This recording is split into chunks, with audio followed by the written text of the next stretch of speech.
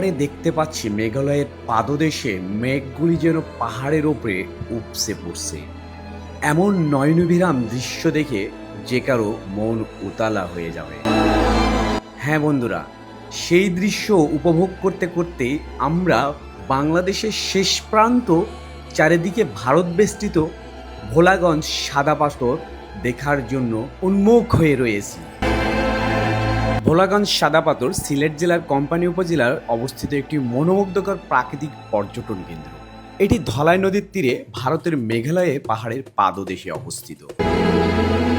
সাদা পাথরের নদী ও স্বচ্ছ জলধারা, ধলাই নদীর স্বচ্ছ পানিতে জড়িয়ে থাকা সাদা পাথর এই এলাকার প্রধান আকর্ষণ। মেঘালয়ের পাহাড়ি ঝর্ণা, ভারতের মেঘালয় পাহাড় থেকে নেমে এসে ঝর্ণার পানি ধলাই নদীতে মিশে এক মনোরম দৃশ্য ধারণ করেছে।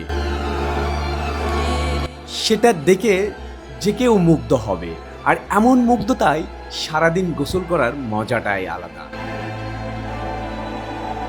এইসব ভ্রমণ গল্প নিয়ে ডিটেলস ভিডিও খুব শীঘ্রই চলে আসবে।